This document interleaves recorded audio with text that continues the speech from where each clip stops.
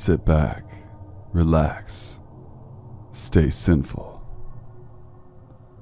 So in my life, there have only been a few times I have ever looked back and thought I could have been killed. This is one of them. It was back in 2010 and I just started college. I had arrived pretty early as I figured traffic would be much worse than it turned out to be. I decided to kill some time at the local Walmart across the street. After shopping and buying some food, I made my way out, and once I stepped off the curb, a man stopped me. This guy was probably between his late 30s and early 40s, and pretty unkempt looking. Ripped jeans that looked old, a shirt that was faded, and looked like it once had a design or writing on it. He also wore a baseball cap that appeared to be the only somewhat new thing he had on. Once he stopped me, he started up with, "Hey man, I hate to bother you, but I was doing some construction work up the road. My truck ran out of gas. Can you help me out and drive me to the gas station? I'm alone and pretty desperate." Obviously this seemed very sketchy, so I instead offered to give him $10. I figured maybe this guy really is down on his luck and needed help. To my surprise, he immediately shot down my offer, and instead continued to insist I instead let him drive me to the gas station in his truck, pay for his gas, and then he'd drive me back. Needless to say, this all seemed incredibly bizarre, and I told him no and that I was in a hurry. Instead of leaving it alone, he began to tell me, "Man, come on. I'm all alone here and my truck is on E. I'm stranded here by myself." When I continued to walk away, he began to try to grab at my arm while continuing to beg. I realized quickly that the way we were positioned, every time he went to grab at me and I walked away, he was leading me more and more away from the store and more toward the parking lot, which was not very full this early in the morning. Not wanting to let him keep leading me away, I walked back towards the store, said I had something I'd forgotten inside. Instead of following me, he quickly backed off once I made it to the doors. I think he didn't want to go inside and risk others seeing. This may sound like overreacting, but at this point I was freaking out. I'd never had someone actually try and grab me like that, and every bad scenario was running through my head. Not wanting him to do this with anyone else, I alerted the front desk of what was going on, and they said they could handle it. Honestly, I don't know if they did or didn't, because I quickly went for the other exit and nearly ran to my car. Once I was in my car, I noticed he was walking away from his spot, and I assumed either they had kicked him out or he was simply admitting defeat for the day. I was curious, so I watched him walk back to the parking lot and get into his truck. My heart sank when he pulled away, and I noticed two heads pop up from the back seats, as if they were hiding out in view until the car was moving. To make matters even more sketchy, he did not pull into the nearest gas station, and instead pulled onto the highway. Obviously not something someone alone and running out of gas would do. Fast forward 2 days later, and I stop at the same Walmart, and what do I find? Yup, it was him. Still there and still giving the same story about being stranded and needing someone to come with him. This time, instead of telling the store, I just immediately called the police. I don't know if he recognized me and saw me on the phone, but he left very soon after, and I never saw him in the parking lot again. Story number 2. This happened over 20 years ago, when I was 8 or 9 years old. My mom took me along to the mall with her for the day. I got very bored and she was going to shop in Christopher and Banks, which was across the way from KB Toy. I was old enough to go into the toy store on my own, while my mom shopped close by. I was in the doll section looking at the baby dolls when I kneeled down. There was a man close by also looking at the baby dolls. The next thing I know, he was right behind me, and he literally rubs his body against my head. I was a little weirded out, but I just thought it was an accident, so I did not get up. He continues to look intensely at the dolls and comes back and thrusts his pelvis into my head. At that point, I knew he was an absolute weirdo, and I had to get out of there. I got up and sprinted across the hall to find my mom. The craziest thing is I was too embarrassed to tell her. We kept shopping that day and I was terrified to see him again. As we were getting pretzels, there he was going up the escalator. He saw me and smiled. I felt sick to my stomach and knew that man was an absolute monster. Story number 3. This happened when I was 12. My family lived in an apartment, and I usually got home from school around 2 p.m. My parents got home around 5, so I was alone for a while. Usually I would just go to my room and take a nap or watch videos on my iPod. We lived on the second floor in a very small complex. One day I came home and I was laying in my bed when I heard a knocking sound. It was very hard and slow, so immediately I was scared and I called my parents. I hid in the closet for a while because the knocking went on for 30 minutes. When my parents got home, they noticed there were footprints on the door, so someone had actually been kicking it. This happened a few times over the span of weeks, that when I get home, I'd have to put a chair on the door so if someone tried to get in, it wouldn't open. It was very scary. I was 12 and not sure what to do. My parents always told me never to open the door to strangers, so I never did. One day, my family and I go out to the store to do some shopping. I remember it was around Easter. We'd bought the little painting kits for eggs, so I was very excited. We come home, and as we approach the door, we notice the door looks open. We try to open it, but it's still locked, and it had just been kicked in so hard. Our front door neighbors come out and say she called the police because our downstairs neighbor was kicking our door violently. The police get there and question us, and we let them know we haven't been home all day. They question the man downstairs, and he tells them that we were being excessively loud and he was hearing things. Obviously, we hadn't been home, so there's no one making noise. We see the police take him away, apparently to get a mental evaluation. The man was very calm and smiling while the police took him away. A week later, he returns home. This is when we decided that we should move. We weren't sure what his goal had been all the times that he tried to kick in our door. I was so scared about what he could have done to me if he had gained entrance into our home. He had been excessively violent and he'd kicked the door in for an hour and a half. I never called the cops and I was only 12, so I didn't really know how to handle the situation. The police told me that if it happened again to call them immediately. We moved soon after and that was the end of it. I still get so much anxiety when someone knocks on the door. I grew up in those apartments and always felt safe. It was a true shame that we had to move away like that. I didn't really understand the scale of the situation. The man was obviously trying to get in or violently kick down the door. The police think he was hearing things, and I don't blame him if he needed help with his mental health, but there was no reason to be as violent as he was. Story number 4. This happened to me around 10 years ago, when I was 18 or 19. At the time I was in a new relationship, still in the early stages when everything was brand new and an adventure. My girlfriend came from a well-off family and had very strict parents who weren't fond of her being out so much, nor our social groups, so it was often difficult to meet. To this end, we would regularly sneak out of our houses and meet up around 1 a.m., stay out together most of the night. The road she lived on was an upper middle-class area, connected to a Lark Park Forest River walk that by day was a very popular destination for joggers, as well as kayakers. By night, this was a hot spot for drug deals, dodgy folk, and doggers. Not the safest place to go at night, but a regular haunt nonetheless. Anyway, this night I head over to her house and wait outside. I should mention that I look very out of place with scruffy hair and a long coat.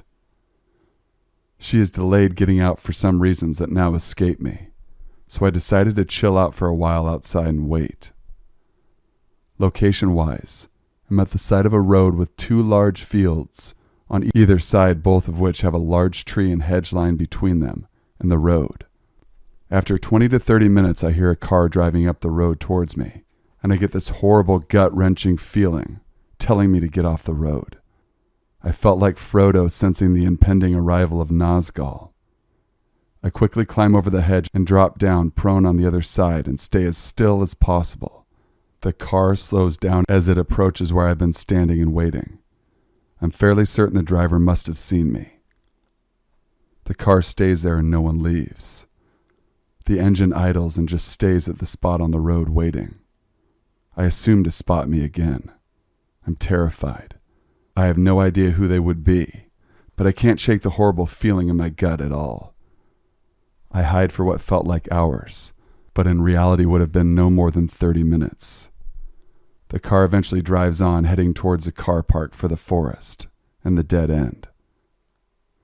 I still can't shake the fear and don't want to risk getting caught, but also didn't feel safe. So I move to the opposite side of the road and hide behind the other hedge. Soon enough, I heard the familiar sound of an engine as the car comes back down again and stops nearby where I'm waiting. They hang around for another 20 minutes or so before driving away again, this time for good. I can't remember how long it took me to get the courage to leave. In hindsight, the rational part of my brain likes to just think that someone had just phoned the police on the scruffy guy loitering around midnight, but I'm really not sure. Their behavior felt very off, and that feeling in my gut was like nothing I've felt since. At the time, I couldn't shake the fear of this unknown person just sitting in a car waiting for me to try and move, much like a hunter waiting patiently for prey. I was walking my dog tonight because he was in my room a lot of the day while I caught up on homework. Halfway through my walk, I decided to go another way because I was holding a bag of dog shit and knew where trash would be. Let me note, I live in a slightly okay part of a pretty bad neighborhood, but I'm fairly strong, and not to mention my crazy German Shepherd, Caesar. Let me say, Caesar hates strangers right now, but usually doesn't bark or anything while walking next to people. Anyway, as we continued down the sidewalk and down the bend, I notice a man, and immediately my dog stares at him. So do I. There was just something wrong. He was walking the same direction, but as I turned down the street, he turned around in such a creepy manner. It was kind of like the old lady in the It Chapter 2 film, where the old lady is first seen as it and turns around. He started walking towards me but was still far away. But then he was taking very strange, accentuated steps, unusually long ones at that. When I got close enough, I saw his creepy dead eyes and smile. His skin was dark and smooth, and he stared at me so creepily. I still said, "What's up, man?" and got no reply. Maybe he hadn't heard me. The closer I got, I wondered why he was walking so strange beforehand. Didn't even seem possible to do so consistently. He looked sober and blank, but was walking normal but fast now. We were getting closer, and he started with those steps again. My dog snarled and lunged at him, biting at the air. The man didn't fucking flinch. Kept walking with those steps. Now I rarely get scared of strangers, with or without my dog. I've dealt with very mentally unsound people, drug traffickers, very scary people. I'm good at fighting, and seldom do I get scared of strangers. But I got the damn chills and was so creeped out. I don't want to say it was a demon or whatever, but I just don't know. I saw a bat a few minutes later, and yesterday, I woke up seeing a tall shadow at the foot of my bed. I don't think these things are related, or I hope not, but I'm completely freaked out. I'm a strong skeptic and haven't experienced anything paranormal in a long time. Any guesses or help? The way he turned around and the way he walked and looked at me. Also, my dog was going for his throat. Story number 2. When I was around 6 years old, my brother and I went to this creepy daycare center in a huge old Victorian home. This was during the late 1980s, when stories of child abduction and satanic cults were pretty rampant in the culture, as well as the news. We went to kindergarten half-days. Our mother would drop us off and we'd get to the bus to and from school. Our mother would pick us up after she got off work at the local hospital. There was a large playground out back that was fenced off. After getting out of school, the kids from the center would play out back. At some point, this strange guy, maybe around 20, started coming around and talking to the kids through the fence. He acted weird and spoke in a funny voice. We weren't sure if he was developmentally delayed or pretending to be. He would flash his privates at some of the kids and ask them to flash back. Luckily, I only saw this once and noped the hell out of there. He creeped most of us out, and I know we tried to stay away from him. For whatever reason, the ladies that worked at the daycare center never seemed to be around when this man would show up, or believe us when we explained it to them. One day after getting off the school bus, myself and another kid took a shortcut from the bus stop to the daycare, basically just cutting between some small bushes on the side of the building. My brother was in the front, I was in the middle, and the third kid was behind us. Then we heard it. A rustling in the bushes and a loud shouting. "I'm gonna get you." Whipping around, I saw the creepy guy standing behind us. He started laughing hysterically and grabbed the kid behind us, who immediately started screaming and kicking at him. My brother and I turned around and grabbed our friend by the arms and started pulling him away, sort of playing tug-of-war with this kid.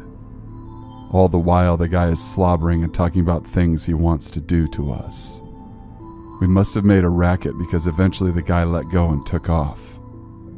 We ran inside crying and tried to explain to the daycare ladies, who were just angry at us, said we were lying or that the guy was only joking. I remember our mother being very mad and yelling at us for taking shortcuts. I don't really remember anything after that, and I don't think anyone called the police or we ever saw him again. Story number 3. When I was in college, I'd always park in this one parking deck. Every morning I'd get there just in time to get one of the last spots on the top deck. It's on the edge of campus, but still a very busy area during the day. Even at late hours of the night, there'd still be a few cars around. There was one day I decided to stay on campus late to study, and I left the library sometime around 11 p.m. or 12 a.m. It's about a 15-minute walk through the most heavily trafficked part of campus to get back to my car. So of course, this was the first night I walked the entire route without seeing a single person, not even by the dorms. I got to the deck and noticed that there were no cars, not even one on the first floor. I pressed the elevator button and waited. A few seconds later, a car came into the deck, and I could see this man behind the wheel.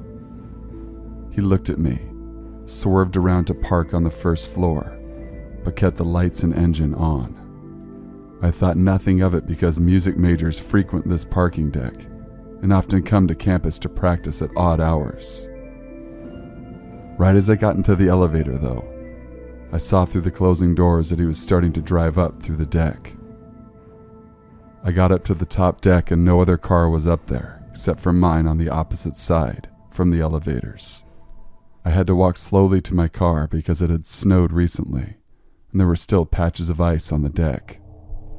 Right as I got to my car and opened the passenger door to throw my bag in, I see lights coming up from the floor below, and the same car was coming up onto the top deck. The guy's face just looks emotionless. I couldn't get around in my car to the driver's seat without getting close enough to his car, but right as he passed me, he slowed down and watched me. Suddenly he hits the gas and whips around the loop of the deck and speeds towards me. I ran around and got into the driver's seat. and watched him in my mirrors. He slowed down again, coming behind me, and then sped off back down the deck. I never saw him again. Story number 4. This happened to me when I was a child, and I still remember it very clearly to this day, as it set me up for a lifelong fear of being watched as I sleep. I was 6 years old, and me and my family were living in public housing, as we had recently come to America. Our apartment was on the first floor, but slightly underground, as my bedroom window was level with the ground outside. The windows were big and had a ledge. On my ledge I had stuffed animals lined up looking out the window. On this specific night, I was having trouble sleeping, as there were strange noises coming from my outside window, along with tapping. I looked out my window and saw a strange man, crouching and peeping through the gap between my curtains and the wall, looking directly at me, with a strange look on his face. I started screaming and crying. My dad ran into my room to assure me that everything was all right, and I was just having a bad dream. But I hadn't been sleeping. I couldn't sleep that night because I was having a weird feeling the entire night of being watched. My dad opened the curtains and no one was there. To comfort me, he slept in bed with me, but I still couldn't sleep. He, on the other hand, had knocked out. It was getting later in the night, and the weird noises started up again. It sounded like someone trying to cut through the screen and tapping on the window with the blade as he cut through with the motion. I woke my dad up quietly, trying to show him what I had told him about. He ripped open the curtains and saw the man with a knife cutting through the screen. He jumped out of bed and ran for the door, and then ran to chase the man who was watching me sleep, trying to break into our home. He chased the man to his car, but he sped off before my father had a chance. My parents called the police and told them what happened, but nothing ever really came of it. From that night on, I've had an irrational fear and never sleep by a window. I used to have night terrors about the incident for years. I haven't thought about this for a while, but I had another dream about it recently, and I couldn't stop thinking about it. I asked my dad about it recently, and he refused to talk about it with me. So strange man trying to break into my room. Let's not meet, and I hope I never met you before. Story number 5. In the evenings, my friend and I, who are both adults, like to take a walk in the park in the evenings for a bit of a workout. Usually it's a fairly safe environment. We see the regulars walking and there's people bringing their kids to play. But after 8 p.m. it starts to become empty. Today it was around 8:45 or 9 p.m. We notice the parking lot is completely empty, save for a white van driving around. But we have to cross the lot to get where we're going. We note it as being a bit strange but keep walking. As soon as it sees us, it literally turns around towards us and starts to follow us. Initially the van was about 15 feet away, but it keeps speeding up until it's 5 to 10 feet behind us. I try to tell my friend we should try to get on the grass to where it can't drive on, but she insists we just keep walking as fast as we can and get out of there. I don't want to leave her either, so I just listen and try walking as fast as I can with her. As we keep walking, the van gradually gets faster. At this point, we're sure it's following us and not just trying to exit the parking lot. It stopped at the exit and flat out pulled into the parking spot next to us so it could turn to properly keep following us. At this point, it's 2 feet away from us, and we're trying to get away from it. Just as the van is right up to us, the van stops. I'm a bit confused, but I keep walking. Till 5 seconds later, the park ranger pulls into the lot to patrol the park. When I look back, I can see the van speeding off in the opposite direction, going around to the other end of the park to exit. We decided it was time to go home after that. Story number 6. This happened when I was 4 years old.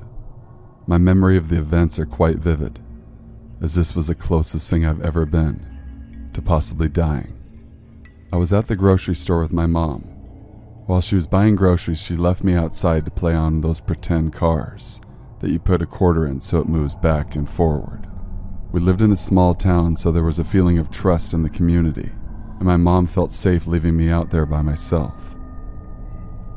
4-year-old me was having the time of her life on that car. I didn't even take notice of the man standing nearby. A skinny and rather short man. He was sporting a trench coat that nearly touched his feet. He looked like he was in his mid-30s and was already starting to bald. Once the car ride stopped, the man walked up to me. I remember him kneeling down to me, letting out a wide grin and asking, "Hey, would you like another quarter, little lady?" "Sure, mister," I said. He smiled and placed a quarter in my hand. He held on to my hand for quite a while. I put the quarter back in the machine and went for another ride. He was watching me the entire time. Mom was taking a little longer than expected. The car ride was over again, so the man picked me up from the ride and stood me in front of him. He said, "I have a car myself. Do you want to come for a ride with me?" I remember being a little confused by the question. It's like I was starting to notice something was a little off. "Don't worry," he assured me. "This ride is free of charge." He grinned again. He held out his hand and I stupidly accepted it. We started walking towards his car. It was this small dented thing that hadn't been cleaned in years. When he opened his car door, it was accompanied by a high-pitched yell from behind me. My mom, along with a large security guard, were sprinting towards me. The man panicked, jumped in his car and drove off immediately. I was left in the parking space by myself. My mom grabbed me and hugged me. I could feel her tears running down my shoulder. I heard the security guard on his walkie-talkie requesting assistance. Unfortunately, they never found the man. Thinking back to that day 20 years ago really puts this thing into perspective. I was possibly 10 seconds away from being taken forever, never to see my mom again. The fact that this man might still be roaming the streets absolutely terrifies me. I hope no one else has gotten hurt because of him. This happened to me 3 years ago. I was in college, but I took night class because I was working full-time by day. That night my class ended around 10 p.m. The school is a bit far away from my home. I could walk, but it was winter and lots of snow had fallen that week. The walkways were full of snow. It would have taken me forever to walk home.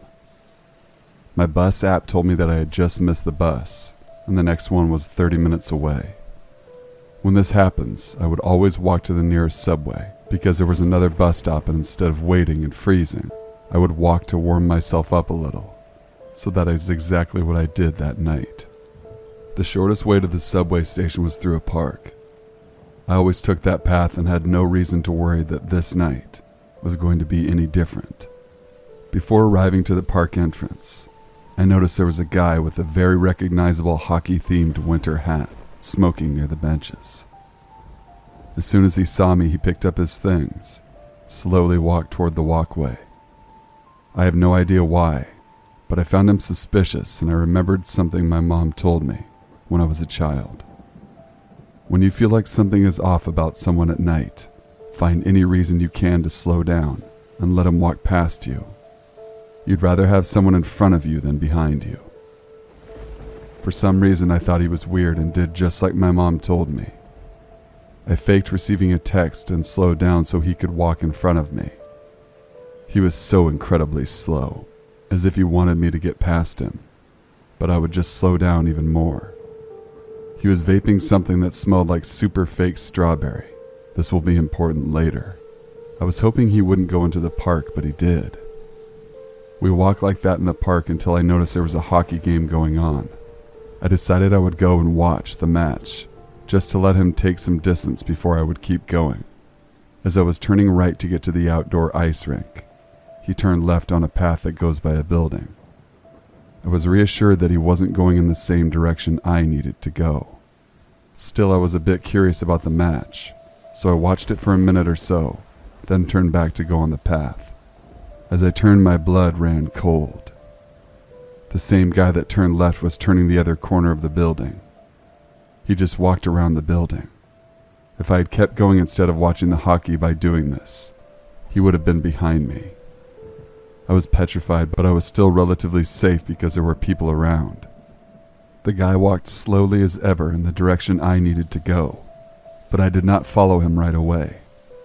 I waited for a bunch of students to walk by, and then I walked behind them. Safety in numbers. He was waiting by the park exit, checking his phone. When he saw the bunch of students and he walked away, normal speed this time.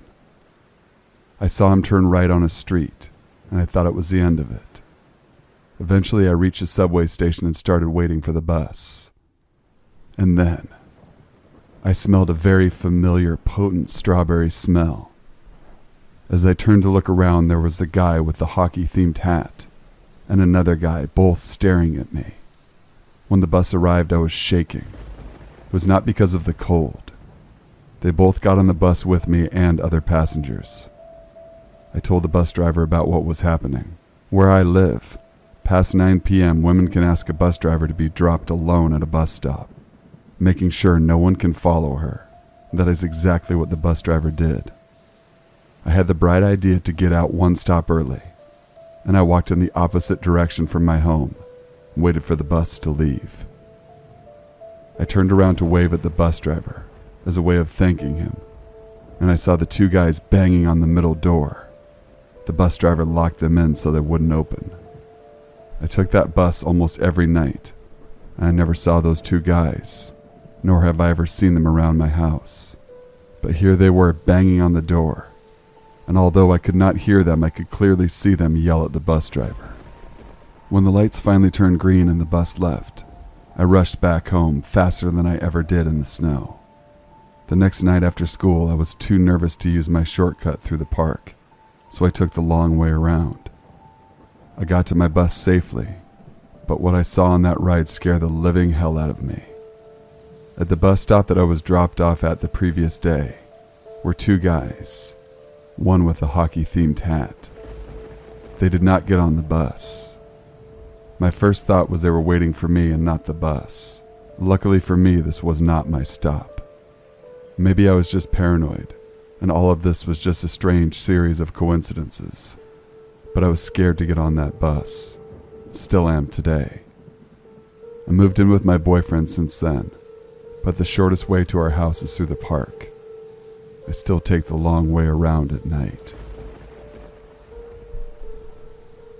Story number 2. This occurred in 2009.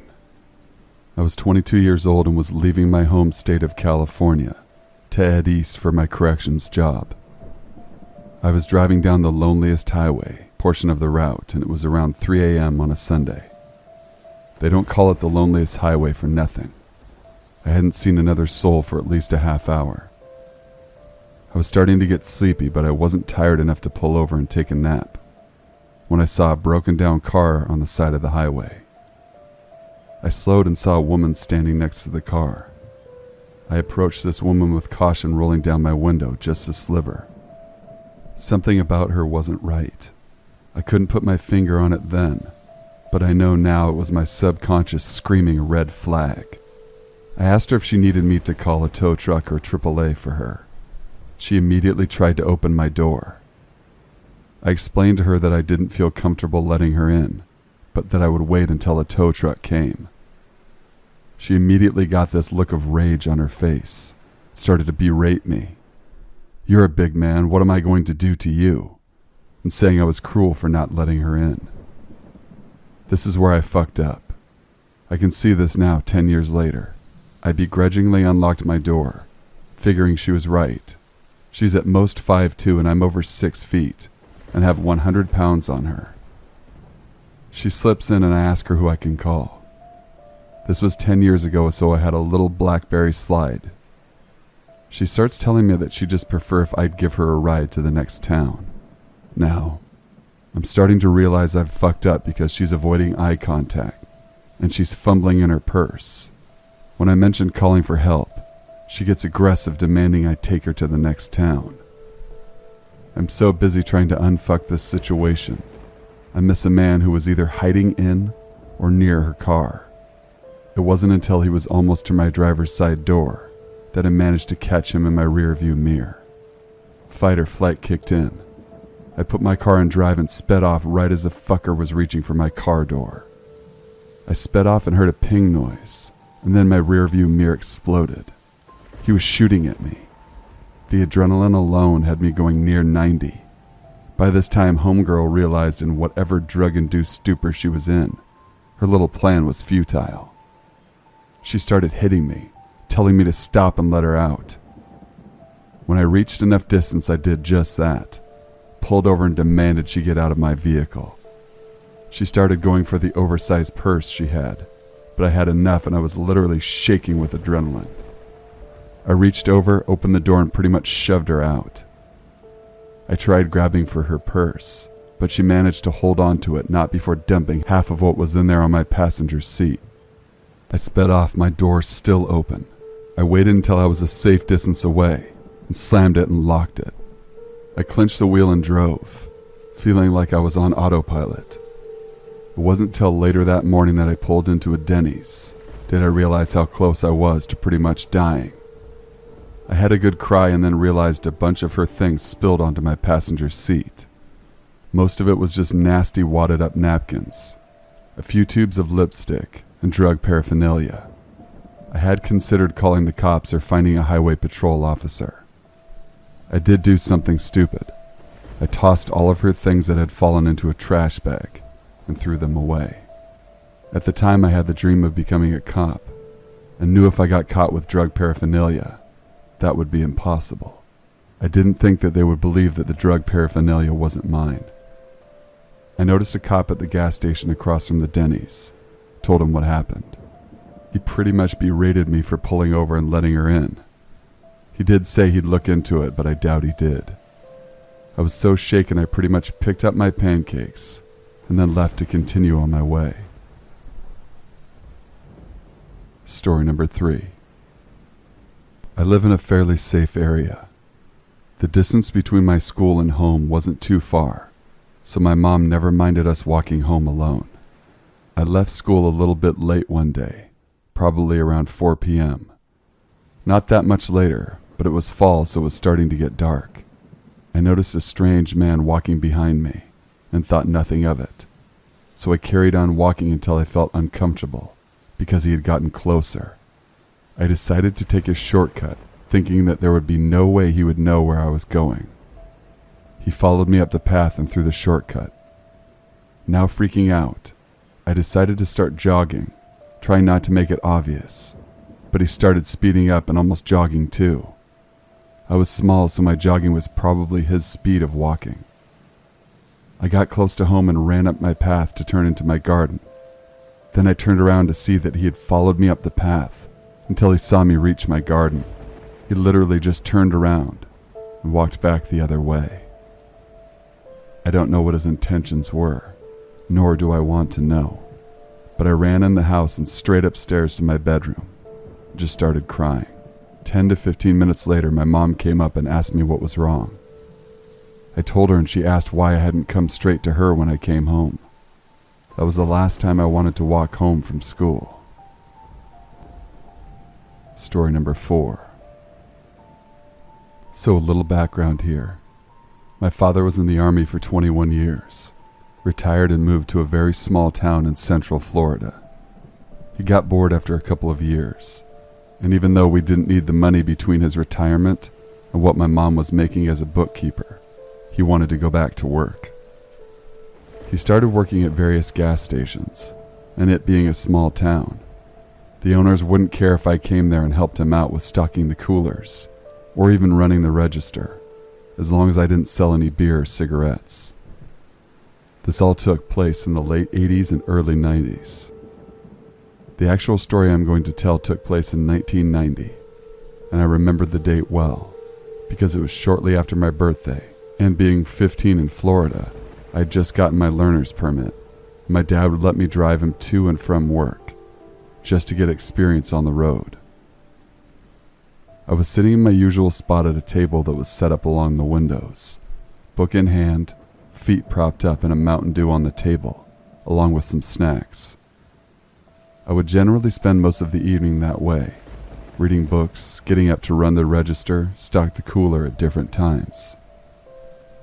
I remember glancing up because something caught my attention that was unusual, and I realized that a lady was walking up our parking lot from the direction of the interstate. The gas station was right next to I-75. This in itself was really strange, because where we were located, you didn't get many people walking, and definitely not walking from the direction of the interstate. I figured she had broken down somewhere, was coming to use the phone to call for a tow truck or something. I was completely wrong. She came into the store, looked around for a few minutes, and I remember getting just a strange and creepy vibe about her. She walked up to the counter and started telling my dad a story about how she had gotten stranded and needed a ride up to the next big town, up north from us. Ocala was the town. This is very important. My dad lets her know that he was working, and there's no way that he can take her. She turns and looks at me, and while she is looking away from him, my dad catches my eye and suddenly shakes his head no. I was confused for a second, but then she turns back to my dad and points at me, asking if I can take her. My dad responded back that I only had a learner's permit and wouldn't be able to drive her anywhere and then drive back. Normally I would have done it, even though it was illegal, because I'd done it a few times before already. I didn't argue with my dad, since this was completely out of character for him. He was normally chatty with the customers, but for whatever reason he was almost curt and dismissive of her. Turns out he had a bad vibe about her from the minute he'd seen her walking up the drive. She cusses him for a minute and he basically tells her to get out of the store. She slammed the door open. I thought the glass was going to break from how hard she slammed it, and then she walks out of the store and down the driveway. I keep an eye on her and continue to watch as she makes her way back up to the interstate and then starts up the northbound on-ramp. Almost a year passes and I'm in my bedroom, less than a week before my 16th birthday. I hear my dad yelling from the living room, "Son, get your ass in here and look at this." I quickly run into the living room and see my dad pointing at the television, and I look at a mugshot of the lady up on the screen, and immediately remember the lady who had been in the store. Turns out I almost gave a car ride to Eileen Warnos, who was later convicted of being a serial murderer and then later put to death. I still have nightmares about what could have happened to me. Me and some friends went to an abandoned mental asylum at night, not really expecting much. We busted in one of the boarded up windows, and when we were inside we all heard talking. We figured other people were there, so we followed the sound. We were walking down the hall and heard what sounded like a woman whispering, "Why did you take my baby?" over and over again. At this point I'm visibly shaking, and we all believed we found where the sound was coming from. We go in this room and there was a huge cage. It looked like one of those pet carriers, but human-sized. I don't know what the fuck happened that night. I don't really believe dead people were talking in there, but the sheer creepiness of it all is just too much. My cousin and his family, wife and infant son, had lived in their house for about 5 years. His wife left home to drop the baby off at daycare before work, but realized she had left her phone at home. Entering the house, she turned the corner to the hallway and nearly ran into the drop-down attic door, which was fully extended. They never used the attic, as it was filled with loose insulation, and my cousin had left for work hours earlier. She quietly left the house, drove down the corner and called the police. When the police investigated, they found a short-range transmitter connected to several cameras hidden throughout their home. The light fixture in the shower, the ceiling fan above their bed, even a pinhole in the nursery were sending videos to a nearby location. Their neighbor a few houses away had been given a key by the prior owners and installed surveillance equipment once he knew their schedule. My cousin's wife walked in on him updating his equipment, but he forgot something at his house and left to get it when she walked in. He had been watching them for years. I worked at a women's clothing mail order catalog call center. During training, a veteran worker was talking about getting to know the frequent callers and the story of one of them. There was an elderly lady that used to call in often. She was blind but would have the manager of the complex help her pick out things from the catalog. She would order often, and they got to know her by name. Eventually, the lady stopped calling. They contacted the number they had on file, which was the apartment manager's number. The old lady was fine but had to be moved to a new building because, well, the old lady was very meticulous with her cleaning. She cleaned everything often at old lady level. The manager had come in to do some maintenance for the first time in many months. Every room in her apartment above head level had thick webs and nests of black widow spiders, hundreds and hundreds of them. Can you imagine an oblivious old lady walking around blind in a house she thinks spotlessly clean? But there was a soul-freezing nightmare swarming all over the ceiling. This happened to a friend of mine. She used to live in an entirely different town when she was younger, and her closet had this strange door in the back of it. Whether it was imagined just due to her being a child at the time, or if it really did happen, she started to hear noises coming from behind this door whenever she went to bed. She told me that several times she tried telling her parents that she was hearing these noises, but they never believed her. Some time goes by and one day her parents get a call from the police because they just arrested a homeless man. This was not just any homeless man though. This homeless man was living in some sort of tunnel that goes straight to that door in the back of her closet. So every once in a while, for whatever reason, this man would come through that door and watch my friend sleep in her closet. This is a true story about my grandmother that takes place before they had children. My grandpa Daryl worked night shifts, so my grandma Dora was home alone most nights.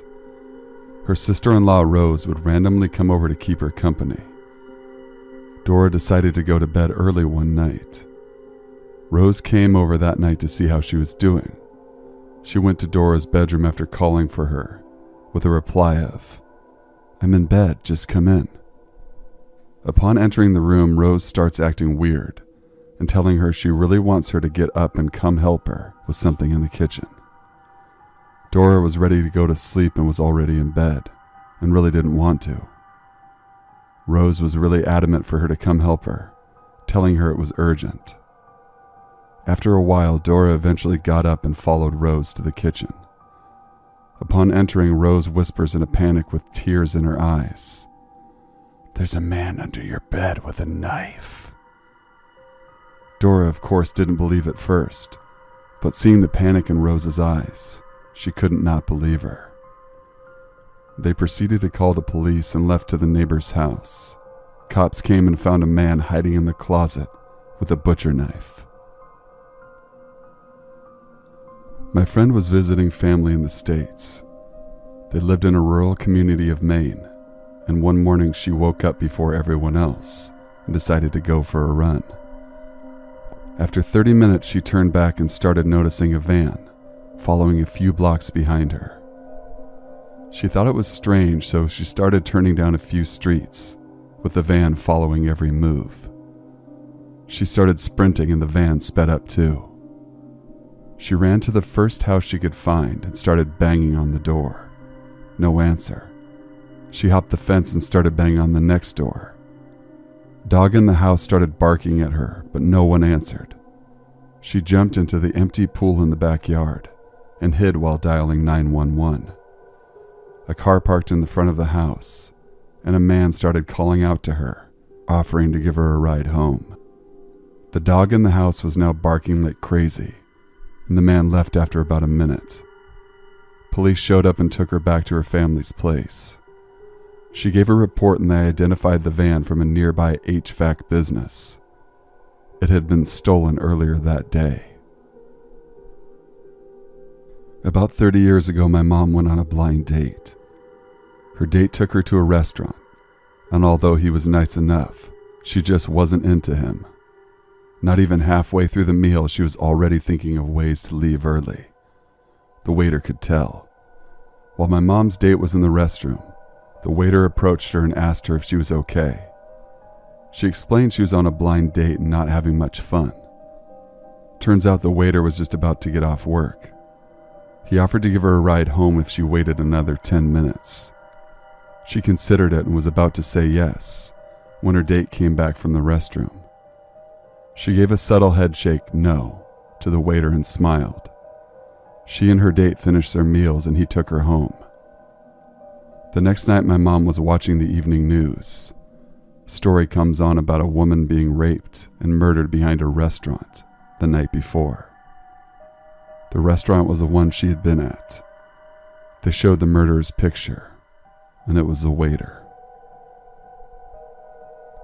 I used to live next to a senile old woman who would knock on my door late at night crying and saying there was somebody on her roof. I'd always have to assure her that it was just possums running around and that everything was fine. This went on for years until her kids finally sent her to a home and new people moved in. A week or so after this, I woke up to police cars on the street outside my house. I asked the new neighbor what happened, and he told me he got out of bed and saw legs dangling out of the ceiling in the kitchen, and he assumed he was being robbed. The guy got away, but when the cops checked inside the roof, they found chairs, cans of beans, water bottles, magazines, and some blankets. The old man had been set up there for at least 2 years, assuming her complaints coincided with him moving in. She once told me her dementia was so bad she'd sometimes have to go grocery shopping a few times a day because she'd come home and realize she forgot to buy anything. I wondered now if it was just because he was taking all of her food. My high school teacher attended Central Washington University in the early 1970s. She and her best friend Susan Rancourt were leaving the library late at night to go to a movie. Susan was offering to carpool together on the way out when they were approached by a guy with a broken arm, trying to carry a diorama of some sort. He asked for some assistance, which they both gladly agreed to, but my teacher had left one of her books in the library. The last she saw Susan was her smiling face as she graciously helped this guy to his beetle. Susan was reported missing, and it turned out that she was abducted and murdered by Ted Bundy. My ex-wife and I woke up in the middle of the night to find all of our lights out in the house. We had not lost power. The living room light that we always leave on overnight had been turned off. The bathroom nightlight was removed and placed under the sink. The computer had been unplugged, and the monitor cord was unplugged and neatly folded on the desk. All of the doors and windows in the house were unlocked, undamaged, and standing wide open. Our bedroom door was open, and the TV we always fall asleep to was turned off. Nothing was taken. Our cats were both hiding behind the refrigerator and stayed there for most of the next day. Whenever someone came and knocked at the door, our larger cat would start to growl and stare at the front from then on. She no longer does this after we moved. I had awesome parents who let me sleep in the living room on weekend nights when I was very young because my little sister was a light sleeper and I would stay up till dawn. Of course, I always ended up sleeping on the couch because Nick at night made me tired. One night I wake up to a prickly feeling. Like an instinct, I just bolted into a sitting position and stared out the front window. We lived in rural Georgia, so you can imagine the magnitude of the trees. In perfect light cast from the moon, I see a silhouette of someone in this fucking tree. The family dog bashes to the window and is snarling into the glass. Terrified, I run into my parents' bedroom, Try to explain to my parents that there's a strange person outside. My dad grabs something defensive and darts outside with our dog to find out what's going on. I tremble in Mom's arms until Dad comes home, says he saw no one and to go to bed. I decide to sleep in my regular bedroom. I fill in my sister what has just happened. Dad is making regular rounds in the house with a cup of coffee. We're all still and finally I think I can sleep. Nope. I notice the man outside my window. From what I can see in the moonlight, he gives me a shush signal and runs away. Just turns around to run a straight line.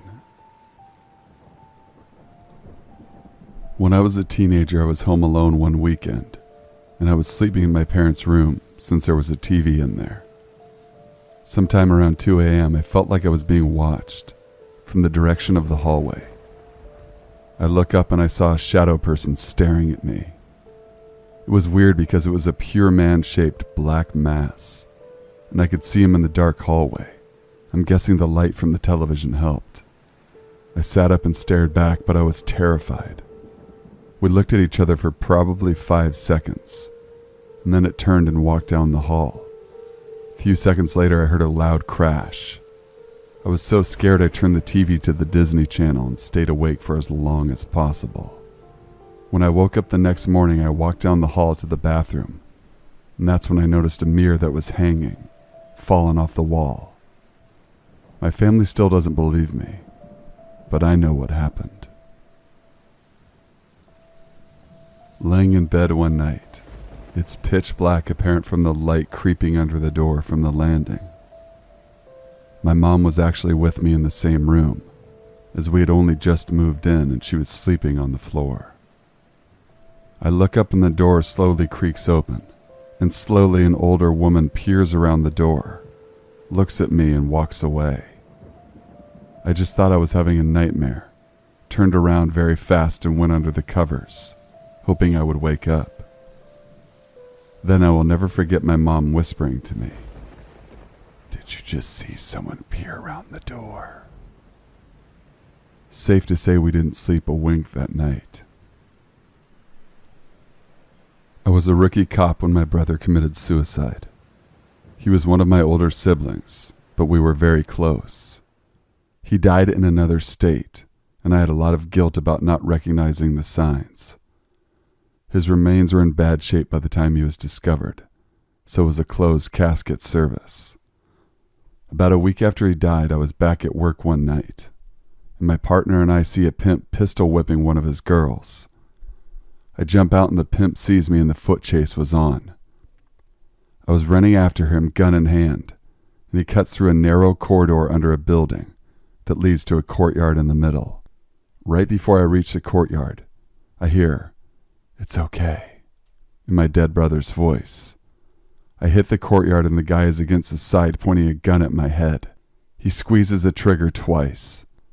I froze for a millisecond and then started beating him in the head with my revolver. To this day, I don't know why I didn't just shoot him, cuff him, and walk him back to the street and find my partner. I tell my partner about him squeezing the trigger, but not the voice I heard. We unload the gun, which is a .32 revolver right there, and 2 bullets have strike marks on them. Take the gun to the lab for testing. Tell the tech the story. He puts the 2 bullets with a strike mark back in and shoots into the test tank. Both bullets fired. I hope you guys enjoy these horrifying stories. It was a pleasure to narrate these. Be sure to leave a like, comment, share, and subscribe for future content. Email your true scary stories to thesinfulsavant@gmail.com. I'll include my email link in the description box below as well. Till we meet again, stay sinful.